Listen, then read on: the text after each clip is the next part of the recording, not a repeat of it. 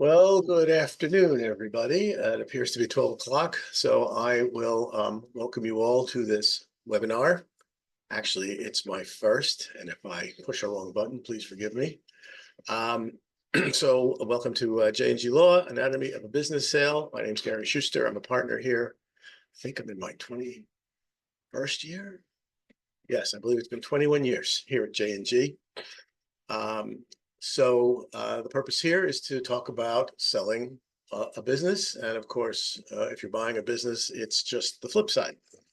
A lot of issues are common to sales of businesses, whether it's a drugstore or a factory or a farm or any kind of business, large or small. There are many similar issues. So we're going to go them fairly quickly. There is a lot. I do have a chat up here if you want to send any questions. I will try to look at those and answer as we go. And of course, we can also, if there's time, do some question and answer at the end. So let's dive into it. So the first thing that you typically want would be what we call a non-disclosure agreement. So somebody comes to you and says, I want to buy your business. But they're going to want to look at your books and records. They're going to look at your physical assets and your facility and all of that. And you don't want them spilling any of your trade secrets.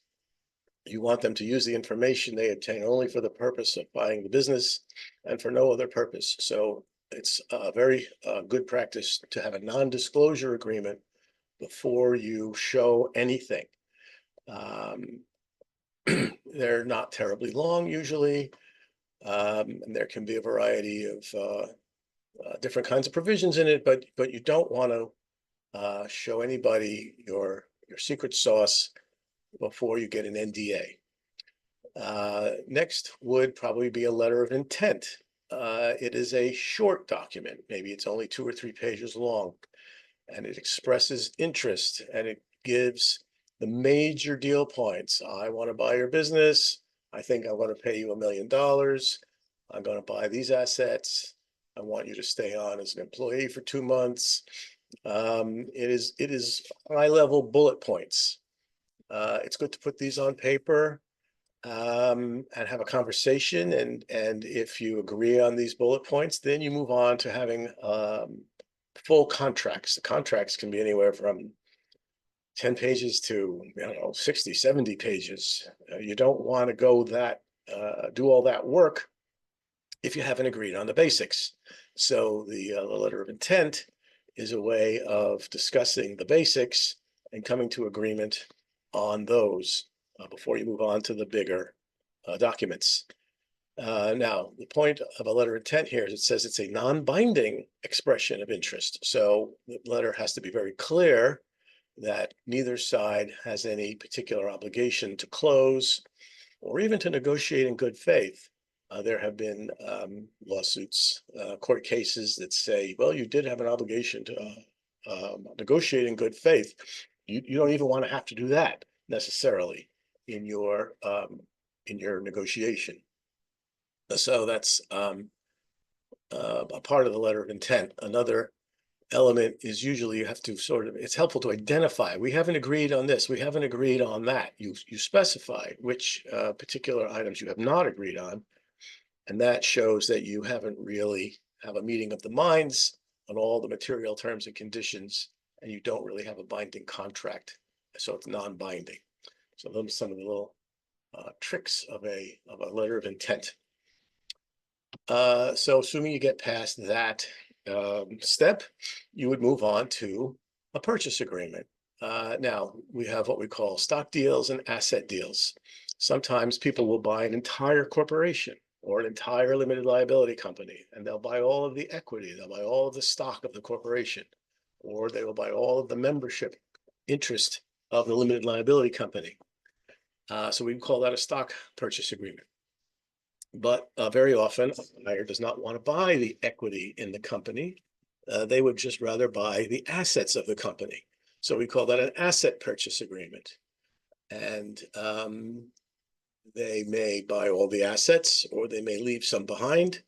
The seller may not want to sell all the assets. So that's a choice to be made, something to consider. And either way, we end up with a purchase agreement. Okay. Okay, that's pretty easy. So what do we talk about in the asset purchase agreement or the stock purchase agreement? I will use them interchangeably as we go forward here. First of all, what are you getting? I'm a big believer in lists. I want to see a list. I'm getting 17 tables and 47 chairs and 3 ovens and 6 typewriters and so on. And I even want to know the make and model number of all of these items so that I can be very sure I am getting exactly what I want. On the other side, there are things that are excluded. You're not getting the grandchildren's photographs. You're not getting the little statue that my daughter made for me. You may not be getting, for example, in a lot of storefronts, a lot of bodegas, there's a cooler for soda.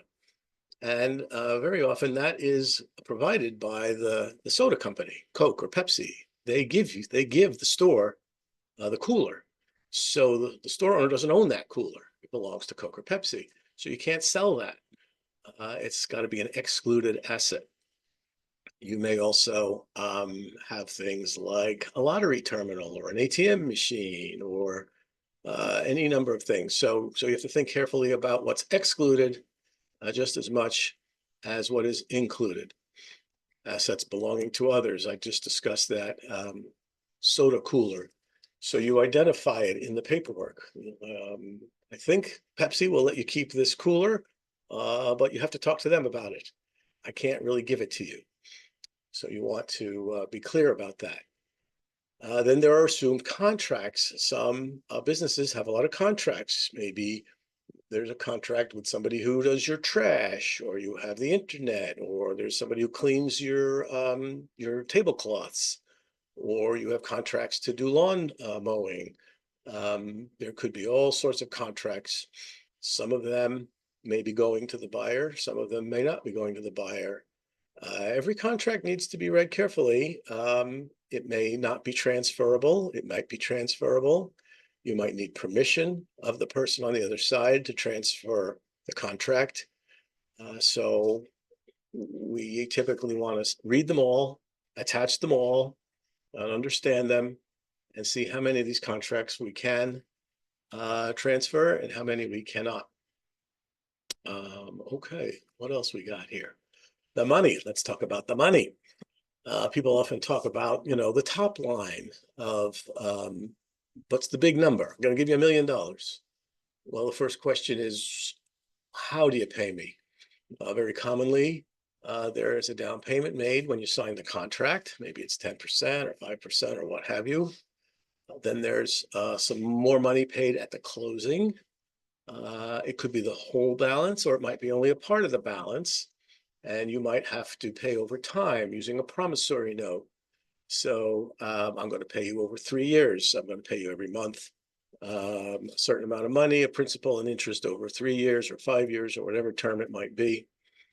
And those details need to be negotiated and written down carefully. Now we have something called the allocation of purchase price among the assets. So New York State and the Internal Revenue Service, they want you to say, okay, there are different classes of assets. Maybe you're selling some real estate. Maybe you're selling some motor vehicles. Maybe you're selling some manufacturing equipment. Maybe you're selling the goodwill of the name. These are all in different classes of assets, and you have to allocate the purchase price. Okay, we've got $1 million. Well, we've got $10,000 worth of tables and chairs. We've got $50,000 worth of inventory that we can sell to our customers. We've got 7 trucks that are worth, $100,000. So that's an example. And one of the important issues here is that some of these assets are subject to sales tax. So when you do sell the tables and chairs, the county sales tax applies. Here in Orange County, it's 8 1/8%. So you have to think about that allocation and give it some thought and make sure it's not a unreasonable number. It shouldn't be too large and it shouldn't be too small. For instance, I just helped some clients buy a hotel for $13 million. Well, there's a lot of beds and furniture and tables and chairs, and there's a lot of stuff in there. And if we told the state that the value of that was $5,000, the state would laugh at us and wouldn't believe us. We have to put in a plausible number. It's supposed to be the fair market value of the assets being sold. That could be a longer conversation. We don't have time for that. Okay, licenses and permits. So there's lots of licenses and permits with many businesses. If you have a restaurant, you have a health department permit. You might have a liquor license. You have lotto. You have tobacco. You can have beer, gasoline. There's licenses and permits, and all these businesses, and typically they are not transferable. The seller cannot transfer the license to the buyer. The buyer has to go and get their own license and permit. So don't look for a transferable license in most cases. Due diligence. So that's a period of time when you kick the tires. The buyer gets a period of time, 30, 60, 90 days, whatever it might be. They look at the books and records. They look at the physical equipment, and they get to decide whether or not they want to keep going. And sometimes that's a matter of going onto a property, and you might want to do a test drilling. If you need a well, if you need a water well on the property, you might need to go test to see whether there's water down there. So that can be a part of due diligence. All right, the closing date and place. Where are we going to close? When are we going to close? Conditions to closing. Sometimes they're very lengthy, sometimes not. I want to know, it's a condition that I get approval. For example, I'm buying your piece of real estate, and I want to convert it from a residential house to a garage for school buses. Well, am I allowed to do that? Will the town permit me to use that property in that way? I have to go to the planning board. I have to put an application. I have to get a variance, whatever it might be. That's a condition to close. I need to be approved for my intended use of the property. That's an example of a condition to close. Let's see, what's next here? Nope, wrong way. Okay, disclosures. A buyer may want disclosures from the seller. They typically do. I should pause for a moment and say I've seen a very wide variety of contracts locally. If kind of a country lawyer here in Orange County, if I've got another country lawyer on the other side, we may have a 10 or 12 page contract and they'll want to see a few things. But I've had occasion where these hedge funds come up from New York City. And these are Wall Street guys with Wall Street lawyers, and they've got 50, 60 page contracts, and they want hundreds and hundreds of pages. They want to see your insurance policies. They want to see your financial statements. They want to see your employment contracts. They just want to see everything. And it is mountains of paper. And so those are different experiences depending on who the buyer is. And the disclosures can be a lot or a little. You really don't know until you get into it. And so you're promising, I did my tax returns. I don't have any environmental spills. I don't have any employees who are disgruntled or are going to sue me for something. And you're promising these things to the buyer. And the point here is that if it turns out to be untrue, if there is an environmental spill on the property, the buyer wants you to indemnify them, to fix the problem, and to hold them harmless. So these things go together. The disclosures, representations, warranties, and indemnification, they're all sort of a piece. I'm telling you what I have. I'm promising you that it's good. And I'm also promising you that if it turns out to not be good, then I will hold you harmless. And there's a lot of detail that can go into these. This could be 15 pages in a contract for one of these hedge funds. So obviously there's a lot of detail here, but that's the basics. Termination and default. So What happens if I do my due diligence and I don't want to go forward? How do I terminate the contract? What am I required to do? I have to send you a written notice in a certain way in a certain period of time. So there are provisions about that.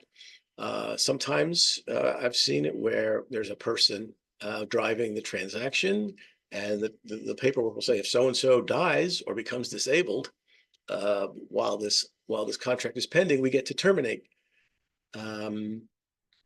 It could also be a situation where, if you're buying a pharmacy or you're buying a liquor license, some sort of license is required. If the person loses their pharmacy license, if the person loses their engineering license, they can't practice that profession anymore. That could be grounds for termination. Default means one party didn't do what they were supposed to do. So how do you handle that? I was supposed to conduct my due diligence. I was supposed to make an interim payment. I didn't make the interim payment. How do you handle those kinds of things? Let's see, transition, consulting. So employees are always a sensitive issue. A lot of buyers are extremely anxious. I'm sorry, a lot of sellers are extremely anxious that their employee's not here, that their business might be for sale. They might like working for the owner and they don't like the idea of working for somebody new. They might want to jump ship. So the seller is often very anxious about when do we tell the employees, how do we tell the employees, who tells the employees. The buyer has their own interests. They probably want these employees and they want to entice them and welcome them to stay with the company. So there's should be a lot of thought and collaboration in how you tell the employees that this is happening, how and when. Now on the transition side, consultating. Okay, that's not a word. I don't know how that got in there. Consulting, we should say. All right, that's not a good word. The buyer probably wants some help from the seller. Who are your customers? How do I work your computer? How do I work this machine? How do I work that machine? Who do I buy my gas from? Who takes out the trash? So there's a transition. And frequently there will be provisions about how long the transition takes place. Does the person get paid for the transition? Does it have to be on site? Can it be on the phone? That sort of thing. So that's often an issue. Let's see, broker. There are both real estate and business brokers who help facilitate transactions. They go out and find buyers or sellers. They help negotiate the deal, and they're usually entitled to a commission. So one question is, who has to pay the commission? There's probably a contract with a broker, and it should be clear who pays. I often find, well, I'm the lawyer, so we often find the brokers don't get into enough detail when they find, a buying party or a selling party. I guess you can tell there's a lot of detail here, and brokers typically don't go there. So these are not binding agreements when a broker finds a party. It's the start of a conversation. It's not the end of the conversation. And you certainly don't want a situation where there's more than one broker, or they're saying, I got this deal, no, I got this deal, and they're having a fight about it. So you want to be very clear about who the brokers are. Dispute resolution. Where and how are disputes resolved? So it can be in court, it can be mediation, it can be arbitration. There are alternatives here. That should be discussed. Law and venue, what state law controls. I've had some clients who there's a company from Norway wants to buy them, or from Canada. So whose law controls? Also, if you do get dragged into court, you don't want to have to go to Norway or Canada or even Vermont. You'd rather have the court case happen in your own county. You want to have it at home. So that's where you put that provision. Miscellaneous, typical boilerplate. Oh my gosh. Well, we have things like this is the entire agreement. There are no other agreements, and no modification will be valid unless it's in writing and signed by somebody. So there's a variety of miscellaneous topics. Ancillary documents. Okay, so there's usually a lot of contracts that go along with the asset purchase agreement or the stock purchase agreement. Talk a little bit about a promissory note. That is the promise to pay over time, usually with interest. And so that should be a written document, a separate written document. And then there are guarantees. So personal guarantees. So if the buyer is a corporation or a limited liability company, the seller will typically want a personal guarantee of somebody involved in the corporation. So if the corporation doesn't pay, if the LLC doesn't pay, the seller can go after a person who has assets. So you want personal guarantees frequently. A security agreement is much like a mortgage. You know, if you borrow money from a bank to buy a house and you don't pay the bank will foreclose and take back the house. So in a very similar way, if you sell to somebody and the buyer doesn't pay, you get to take back your widgets. You get to take back your factory, your tables, your chairs, your computers, all the stuff that you sold, you get to take it back and presumably start the business up again. So that's what a security agreement is about. A bill of sale is kind of like the title to a car or the title to a house. It's a physical piece of paper that recites seller hereby transfers, sells, and assigns to buyer all of the assets that are listed on Exhibit A. And I told you 12 minutes ago that I like to have long lists. So this is one of the places where those lists go. It's a confirmation of the sale of those specific assets, and we call that a bill of sale. Let's see, assignment of contracts and intellectual property. So we talked about the service providers, the people who mow the lawns or launder the tablecloths or provide phone service or whatever it might be. You have contracts with these people, and if it's permissible, you want an assignment of contract. I used to work for the seller, and now I'm going to work for the buyer. So the buyer steps into the shoes of the seller, and the proper way to do that is with an assignment of contract. It's a written piece of paper. It could be quite short, which says, I hereby assign to the buyer my rights under this contract, and the service provider agrees with it, and you're okay. Similar with intellectual property. So what does that mean? Well, typically that means patents, trademarks, and copyrights. Patents are inventions. Trademarks are your brand. You may have a registered trademark or an unregistered trademark. You may have registered your trademark with the federal government, and it's given a serial number, a registration number, and you're selling your brand name along with all of the hard assets. And then there's copyrights. So copyrights are ways of protecting works of authorship, writing, movies, sound recordings, videos, artwork.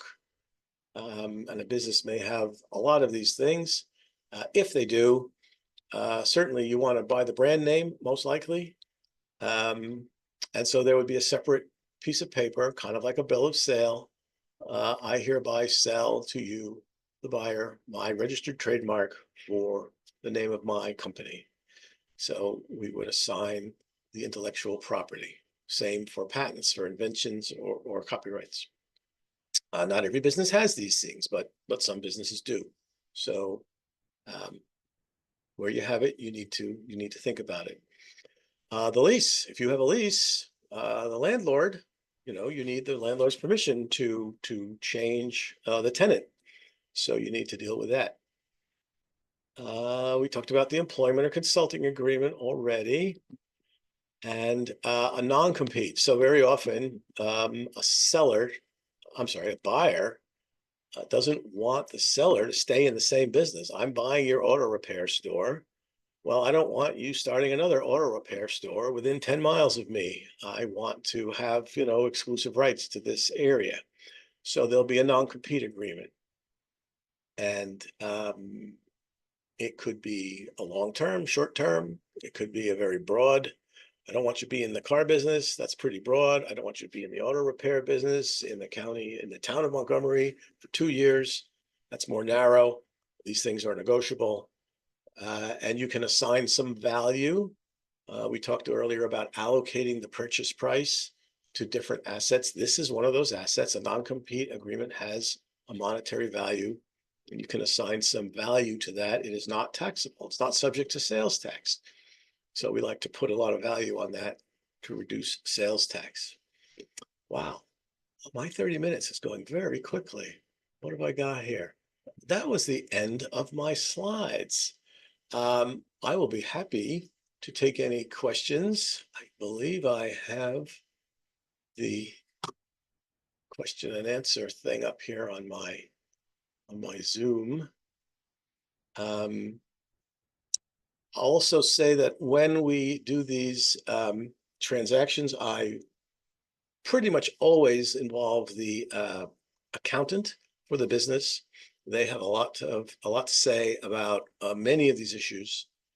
There are tax consequences to many of these decisions, and you need to know the options, and you need to know the consequences of the different options. And I am not, I dabble in tax. I am not a tax guy. So I always bring in the accountant. There are capital gains issues, depreciation issues, ordinary income, capital gain income. There's a lot to think about there. What else? I also like to go, sometimes when I can, I go and visit a facility, because I find, I look around, you sort of have a fresh set of eyes looking around your store, looking around your factory. You go to a place day after day after day, and things sort of become invisible to you. It's like, oh, I forgot I have a lot of machine. I forgot I had that ATM machine.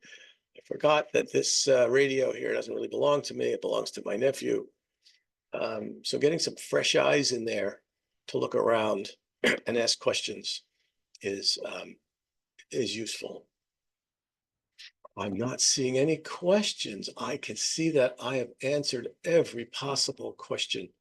So I'm happy to talk to any of you. You want to call with a question, or you're thinking about buying or selling. Oh, I see a raised hand. Do I know what to do about that? I don't know that I do. 2 participants raised a hand. Oh, what do I got here?